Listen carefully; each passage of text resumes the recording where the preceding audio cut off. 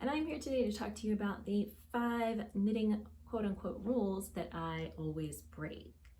So there are a lot of rules in knitting that you will hear over the years as you gain more experience. Things like always use superwash wool for baby clothes, or you have to swatch when you're knitting a sweater. That one is true. Things like that. But of course, you are the boss of your knitting. You can decide what rules you're going to follow and which ones you're going to be more lax about. Although I'm serious about the swatching one. If you want your sweaters to fit, you have to swatch. That's a different video. So since there are no knitting police, I thought that today I would do a quick overview of the knitting rules that I, as a pattern designer and a knitter, break all the time, so that you don't have to feel bad about breaking a few rules yourself. The first, let's see, 2, I'm going to talk about have to do with knitting stranded color work.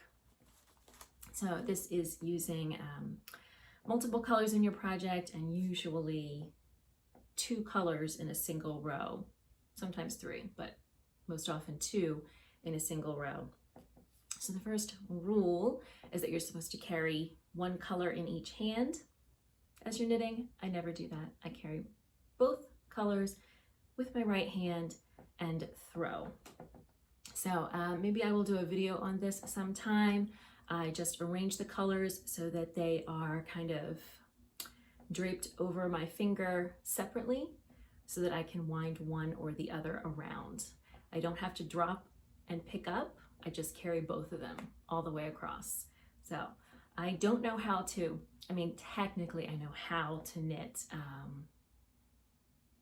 continental with carrying the yarn in my left hand, but it's not the way I learned, and I've never taken the time to get good at it. So that method just doesn't work for me. Maybe one of these days I will learn to, or at least learn to knit faster that way. Like I said, I can do it, I can knit, I can't purl that way. But I'm very slow at it, and because I learned the other way. So you don't have to carry yarns in each hand. You can just do one. And the second one, as I said, also has to do with color work, and that is catching long floats. So this means if you are knitting your stranded color work and you have usually more than a few stitches in a row in one color, you want to wrap the other color around your yarn and kind of catch it so that it continues to move up the project, and you don't have a big stretch of one color that you then have to stretch the other color over. Unless we are dealing with really long stretches, a lot of the times I don't really bother to do this. To be fair, I'm not a big color work knitter anyway. But a lot of times I will just leave long floats. It doesn't really bother me. If it's something like a sweater, it's not like if you're using, have like fingerless mitts or something, your fingers might get stuck in the long floats. But for a sweater, that's not really an issue. So unless we're talking about really long stretches of stitches, a lot of the times I don't even catch my floats. I did recently when I was working on the Ratico pullover, at the beginning of this year, I think. Time has lost all meaning. I did see a really helpful tutorial from Karina Spencer, and I will include a link to her Instagram below so you can go check it out, about how to catch the long floats on the following row, which I did find really useful. So maybe look into that, but nope, I really don't catch my floats nearly as often as I should. The next one, I did say that you have to swatch for sweaters, and you should really swatch for most things, but one thing I actually don't swatch for is baby clothes. That's not to say, if I'm starting a project and I don't like the way the fabric is working up, it's too stiff, it's too drapey, I will just rip it out and start again, because it's baby clothes and it's very easy.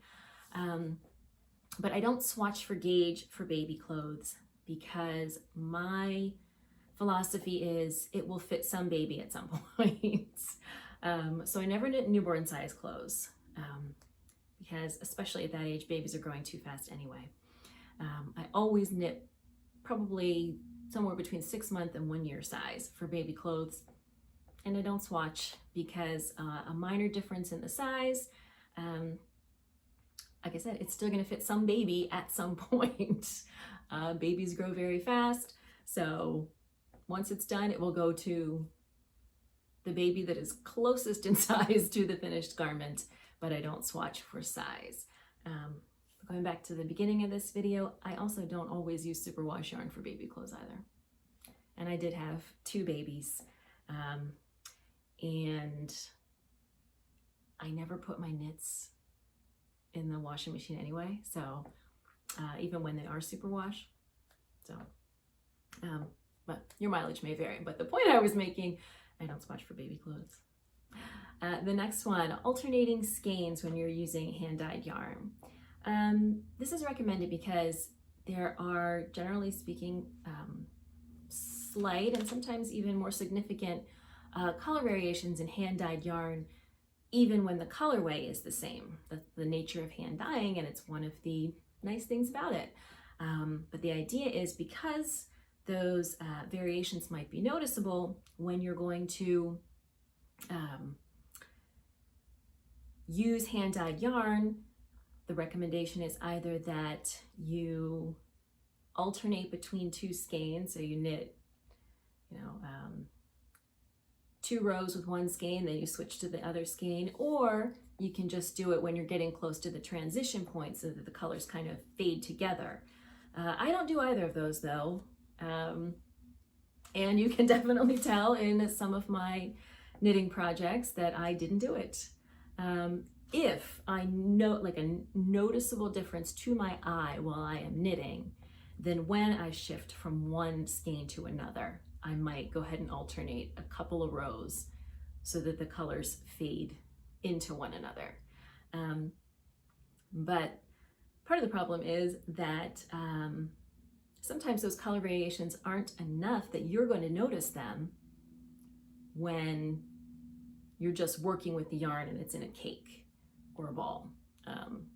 They might not look any different to you. So my method really doesn't help me at all, unless it's a major difference between the 2 colors. You might not notice while you're working. So in order to combat what may end up being a very stark difference in your finished object, you're supposed to alternate skeins, but I don't. It's just too much of a hassle for me, and I consider any variations in color in my project part of the charm of hand knitting and of hand-dyed yarns. And the last one, and that is that you're supposed to weave in your ends after you block whatever it is that you are working on. I don't do this. I always weave in my ends before blocking. This is because I find that weaving in the ends can kind of disrupt the stitches. They don't look as nice and neat because you've got that extra strand of yarn moving in and out. So if you weave in the ends before blocking, the blocking can help smooth that out. If you do it after blocking, block it again, that wouldn't make much sense. But then you end up with these weird patches where you've got some extra yarn in there and it just looks uneven. I will say, especially for shawls, which tend to stretch a lot, I still do weave in my ends before blocking, but I don't cut them until after blocking. So when you're blocking shawls, you kind of stretch them out quite a bit. And yes, the ends that you have woven in might pop back out in that stretching process.